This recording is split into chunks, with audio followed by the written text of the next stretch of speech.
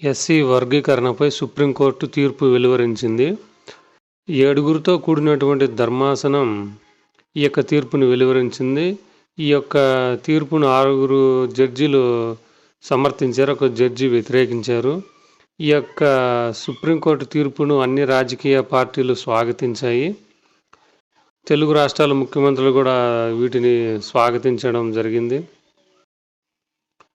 ఈ ఎస్సీ వర్గీకరణలో 4 వర్గాలుగా డివైడ్ చేశారు. ఇందులో ఏ, బి, సి, డీలుగా గుర్తించారు. ఏ కేటగిరీ వారికి 1%, బి కేటగిరీ వారికి 7%, సి కేటగిరీ వారికి 6%, డి కేటగిరీ వారికి 1%గా రిజర్వేషన్లు వర్తించే విధంగా ఈ యొక్క తీర్పును సుప్రీంకోర్టు వెలువరించడం జరిగింది.